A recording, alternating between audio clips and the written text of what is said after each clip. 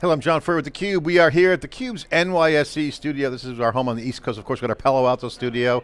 This is our NRF coverage, our Retail AI Leaders series we're kicking off in 2026. We started in 2025. And now we're going to expand that because AI is impacting the experiences for consumers and businesses and retail all at the same time. Brendan Davito's here, SVP of Verkada.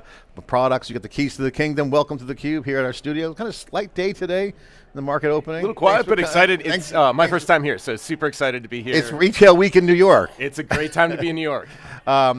Retail obviously is an AI show now. Everyone kind of sees that, but what's really going on is the architecture of the network, the models are now coming into view in terms of value proposition for the businesses who want to serve the end user customer who are walking in, they want to do shopping, they're going to be online, they're going to be offline. You get the physical side of it. Physical AI is hot, right around the corner. We heard that at CES. So AI is kind of right at the crosshairs of data, agentic systems, and physical.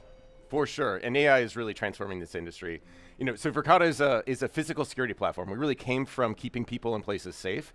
And what's been amazing is AI has taken us into much more operational and really business driving aspects. And so everything from understanding how customers come into the store, where they interact with products, how many folks are in the store, and conversion rates, up to loss prevention and really thinking about how to give more data to frontline staff. AI is really transforming the game for frontline retailers. I just wrote a post over the weekend, kind of a prep for NRF, where this is kind of an inflection point for the industry. And it sounds cliche to say that because every year it's like, oh, we're at an inflection point.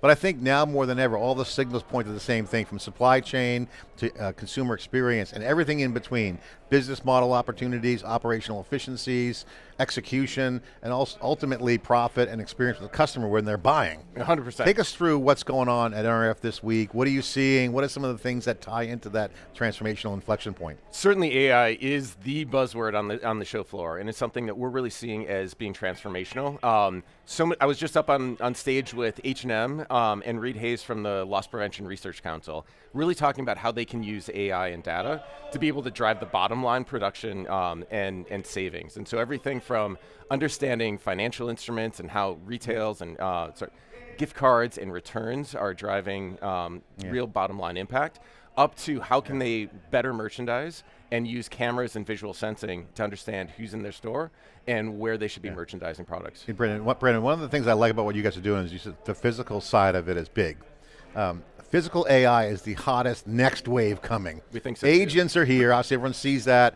I think there's no real debate about strategy. Make AI part of your business. Now that's kind of like a hand-waving statement. Translate that into execution, because there's all kinds of physical aspects. There's one, the stores, they're physical, brick and mortars, classic buzzword. You got safety. Sure. You have all kinds of operational things. I think warehousing, supply chain. Take us through some of connect the dots between physical and where digital's coming together. Absolutely. If you look at, let's kind of go step by step. And so I think in the retail locations themselves, we're seeing a combination of sensors as well as cameras providing visual context. And that's everything from secret shoppers, so you can be able to survey more stores more frequently, down to customer flows and conversion rates. How many people walk by on the street, to how many people are in my store, to how many people are in my are in queue and purchasing. Being able to understand those metrics and be able to run A/B experiments on that data and have real world, next day results is a huge transformation for our customers. And then you think about warehousing and being able to more effectively make sure that people are safe, and being able to pull retail data for being able to pull the supply chain data of how much is in the warehouse, where it is, and being able to optimize those flows. Explain secret shopper, because I don't think people really know what that definition means. What does secret shopper mean? Sure. So secret shopper is basically a quality assurance step. It's making sure that the store experience is as they expected. Is the merchandise where it's supposed to be? Are the greeters engaging? At the point of sale, are you trying to cross-sell and upsell? We've seen customers from bread, bakeries, to the largest gas station chain in Mexico, using this as a way to be able to understand the impact at the retail floor and how they can get more effective. So a secret shopper is basically the person that goes in pretends to be a regular shopper and is getting more information about what their experience was like and how they can improve these. Test the workflows. Does everything work? The plumbing working? Is the water flowing through the pipes? Exactly. All right. So take us through some of the transitional issues. One of the things we've been saying for now is AI is going to be creating more dashboards. But most people don't want another dashboard. 100%. Right? So it's like, okay, I don't need another. We got analytics covered. AI and analytics are coming together. Machine learning's been around for a while with analytics. Yep. You've seen a lot of great value in dashboards. Talk about where Gen AI and some of these real-time impacts. You know, some of this is just even at the basic points where stores are closing and they're supposed to be open, and staff is going out on break, and they're closing the doors, and retailers aren't actually able to transact. And so being able to have real-time alerts when there's no movement or nobody has been seen for a particular period of time, those are the types of alerts where people can take real-time action, drive top-line impact, and improve the business. Talk about the business you guys are in right now. What's some of the key things you're focused on? What are some of the macro trends, and what are some of the micro things you're working on? For sure. We've focused on 3 big areas. The first is moving into bigger enterprise. You know, large enterprises need to manage thousands of locations, hundreds of thousands, maybe even millions of users, and devices across the globe. And so being able to have visibility across all those sites, being able to manage it and tailor it for their operations is core. The second big push for us is thinking about how we can tie all these different sensors together into a common platform where you can have visibility across cameras and sensors for retail shops, for warehouses, even for schools, kind of a range of different industries. The last piece is a big focus is AI. And we've been in AI since the beginning. The company really started going to market in 2017. Computer vision, analytics as to where people in vehicle are and seen is core for the security use cases and incredibly important as we think about operations. How do your customers engage with you guys? Because one of the things you're seeing with a lot of locations is it's almost little startups within the startup. And one of the things that's coming out of the retail trends reports that we just published is that the small get more powerful. Because you can do more. And that's not replacing employees. It's the other way around. It's making them more powerful. So whether it's a boutique retail outlet or 1,000 locations, it's a small location or a medium-sized location, but it's part of a bigger thing. Absolutely, and this is where we see really the power coming to the frontline users. And so when we talk about loss prevention, when we talk about retail efficiency, when we talk about conversion, that really is all about the team on the ground. And how do we give store managers, how do we give retail staff more information to do their job better? And that could be, Brandon just walked in, he's a VIP, he loves buying this jacket or that.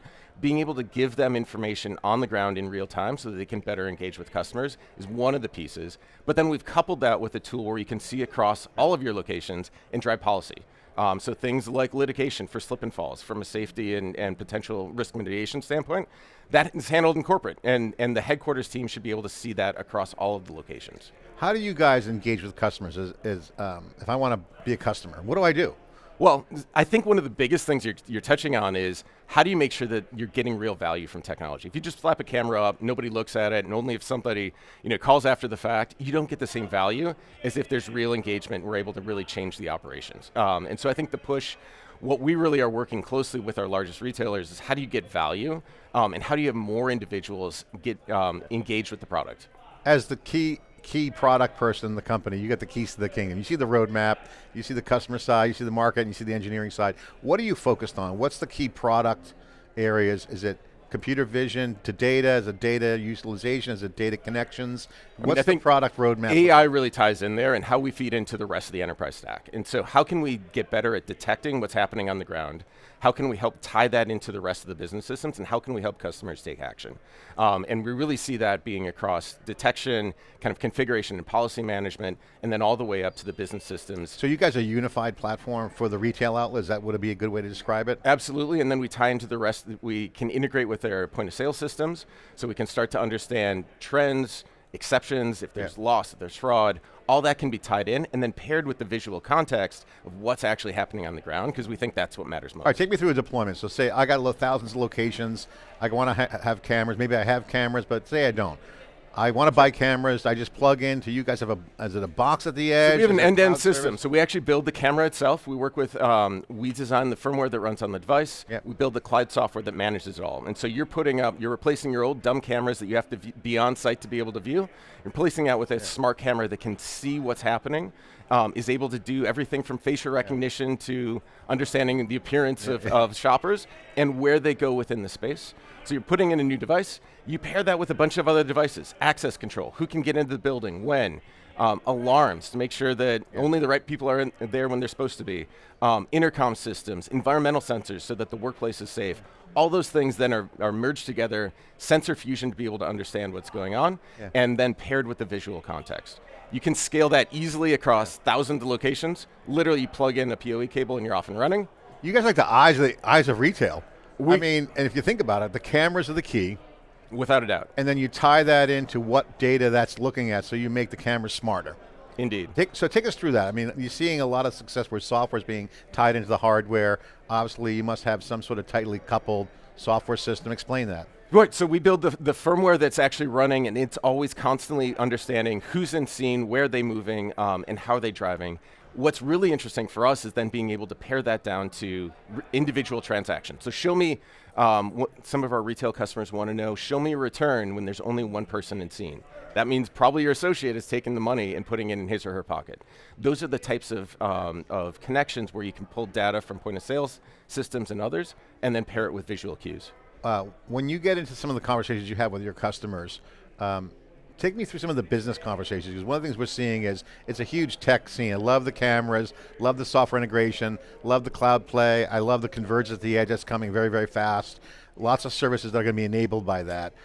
But at the end of the day, there's a business to run. I got to make money. For sure. Got to have a happy customer. What are some of the execution risks, factors that you're seeing, that you guys are hearing, that you guys can align with? What are some of the business model? Can you take us through some of the operational absolutely. side? I mean, I think when we have conversations with customers, everyone agrees that safety and security is kind of a critical infrastructure. You got to buy it, you got to have systems up, but then how can you do more with it? And really, how can you squeeze, especially in retail, it's all about efficiency. How can I squeeze more out of the investments that I'm making? And that's where AI-powered systems just drive so much more value. And so it's not just, hey, I can see slip and falls, or I can go back and do investigation after the fact, but how can I think about organized retail crime, which is a major risk for this staff? How can I drive employee retention to help people feel safe? How can I understand loss and manage my environments better?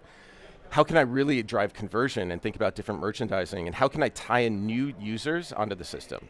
And I think that those are pieces that are changes within the system. Historically, this was kind of stuck in the back, stuck with IT or stuck with security, and now it's really becoming at the fore, and it's a C-level conversation. And you mentioned IT. First thing that jumps on my mind when I hear IT is involved, slow. Talk about the speed aspect of why speed matters. Absolutely. Why speed wins.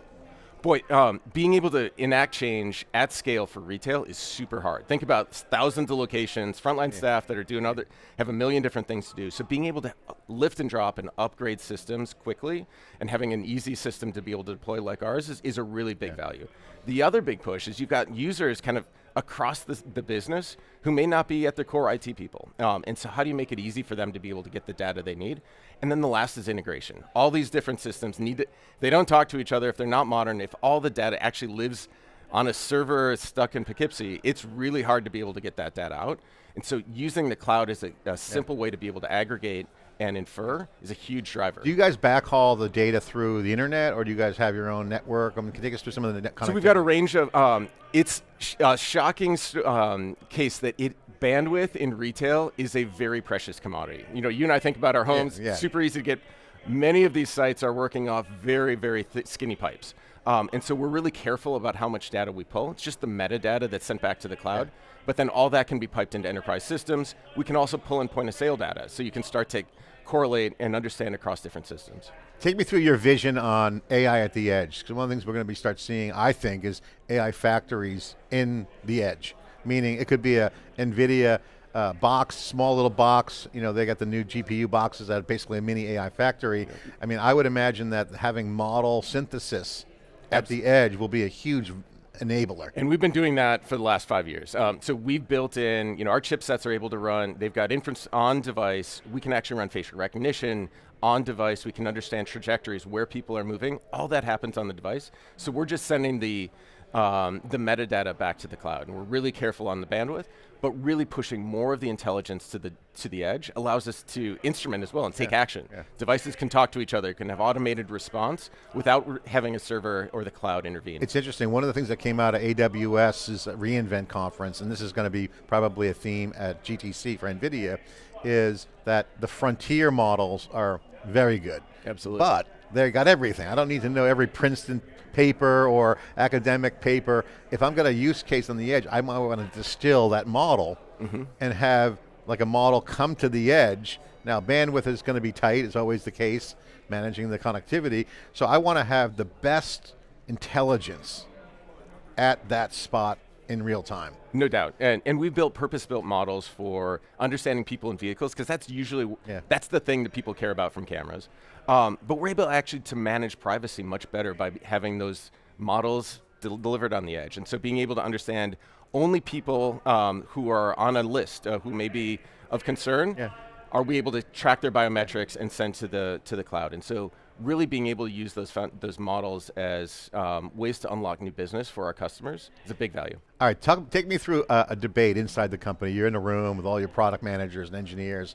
You're using AI tools probably to get things done.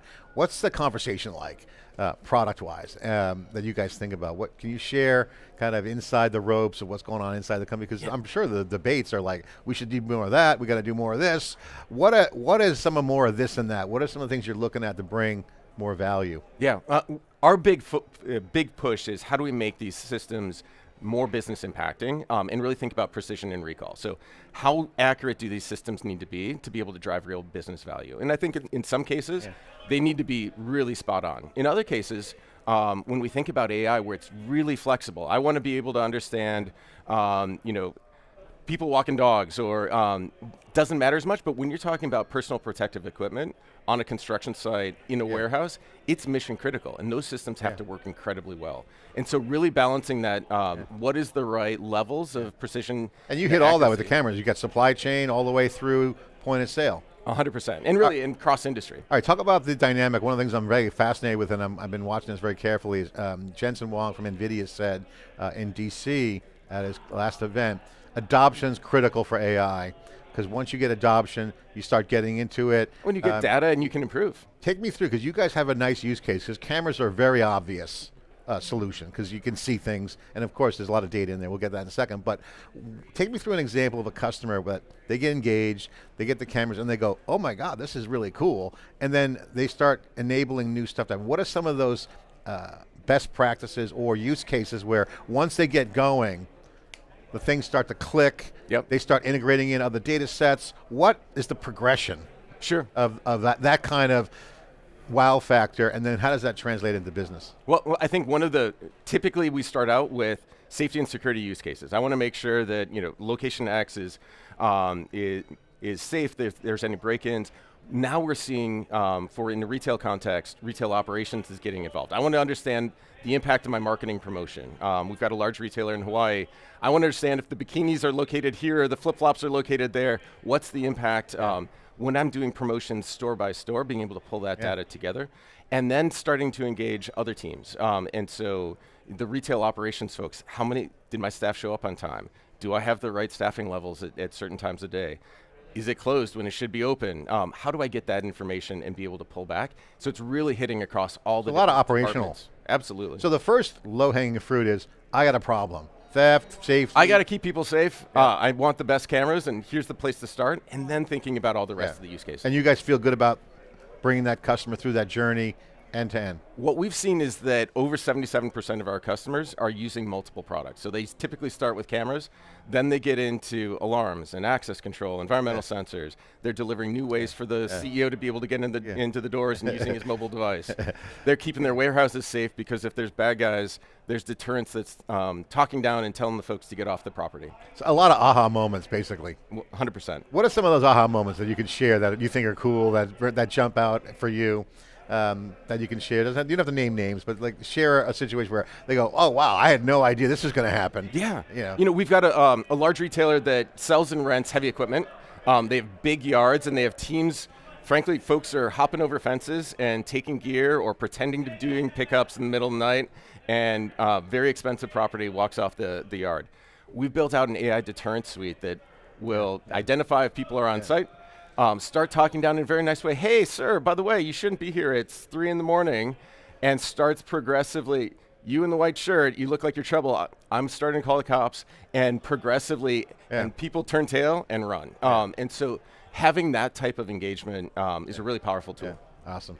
All right, final question. NRF, obviously big, always kicks off the year right after CES, like clockwork. What's the theme of the show so far? We're one day in. What's the vibe? What are some of the conversations in the hallways? Yeah. What's not on the, that they can share that's not on the obvious agenda? You know, so certainly AI is the talk of the town, and how do we get data? And a lot of the push is agentic AI. So what are the bots and what are the experiences that we can drive? What's interesting is a lot of the retailers want to own those experiences. And so thinking about how they can still personalize it, how they can deliver something that feels native to the brand, but is still something that drives efficiency, drives personalization, and helps them drive conversion is huge. Awesome. Well, thanks for coming in. Really appreciate you being part of our retail Trailblazers.